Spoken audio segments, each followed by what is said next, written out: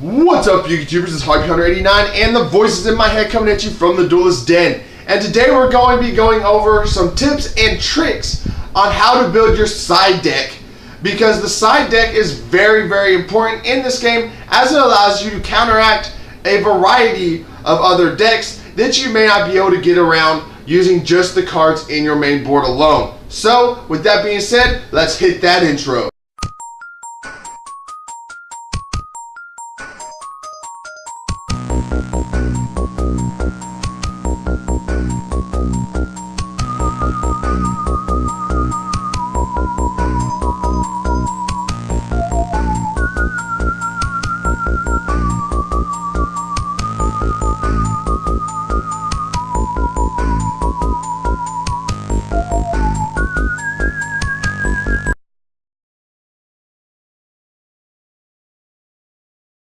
Alright, the first thing we're going to be talking about is you need to know what is in the meta or what is being played at your locals. Knowing this information can help you greatly in what to put in your side deck. Now, if you are a competitive player who goes to a lot of major events, knowing the meta is important because you want to know what exactly you might run into. That way you know what you need to counter that your deck may not be good at getting around initially. So having the cards in your side deck that can get around the cards that are in the meta is very important. And the same goes for your locals. If all you ever play is locals, knowing the decks that your opponents play at your locals is very important for the same reason. Now, what I mean by knowing the decks is not just knowing what somebody's going to be playing, like right now it would be Zodiacs and Paleozoics. You need to understand how those decks work. That way you know the best strategies to get around them.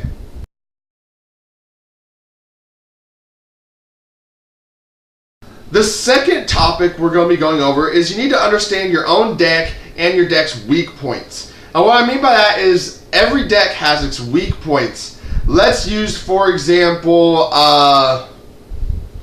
why the hell not? Let's go with Harpies, just because I know them so much. Now, Harpies' weak points is that they rely on special summoning and monster effects. So their main weak points is cards that stop you from special summoning, such as Floodgates, or skill or effect negation cards such as Skill Drain and Breakthrough Skill. Now, knowing those decks' weak points, I know that something I might want to have in my side deck is a way to get around traps, as most Floodgates and effect negations are trap effects. So knowing your own deck's weak points can help you against rogue decks that have a way of stopping what your deck actually does.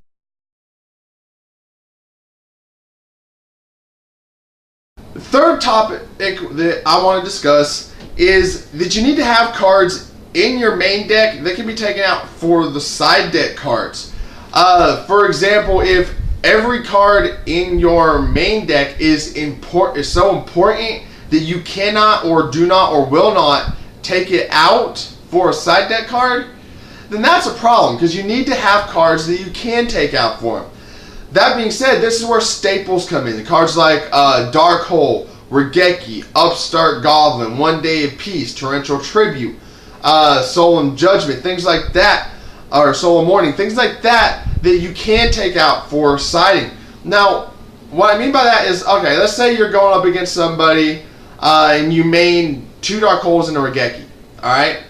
But every monster in their deck, or at least their boss monsters, have effects that prevent them from being destroyed by spell effects or other card effects.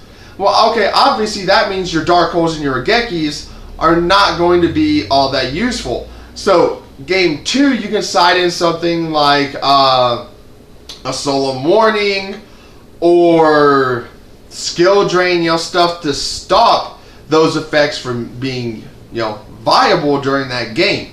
So I say it again, you want to make sure you have cards in your main deck that you can take out for the cards in your side deck. Otherwise, your side deck is going to be completely useless, because you're not going to want to take cards out of your main deck for those side deck cards.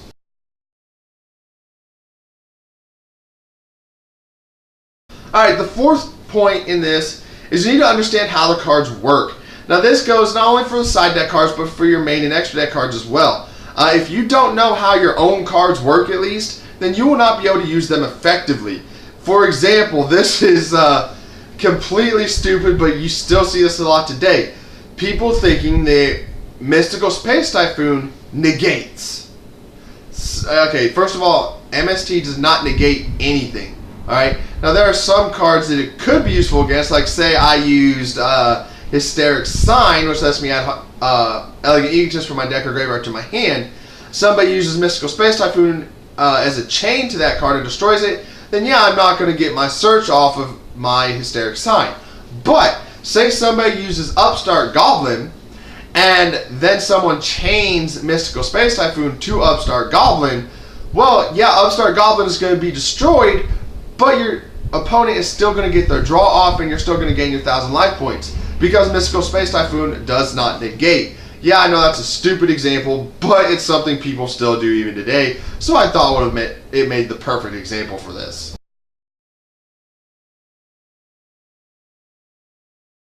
The fifth and final point that I want to make for this video is you don't want to have too many cards in your side deck that are specifically geared to stop another deck.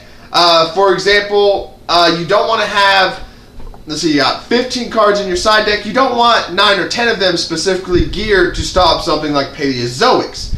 You do that, and you run the risk of running into something else like Zodiacs, and you have nothing to side against Zodiacs because almost the entirety of your side deck is specifically geared to stop Paleozoics.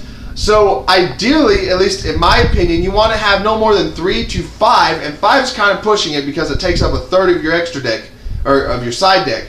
But 3 to 5 cards specifically designed to get around that one deck that you specifically have trouble with. Like right now, you could have Paleozoics are a real trap heavy deck, so you can run 3 Royal Decrees in your sideboard to get around them.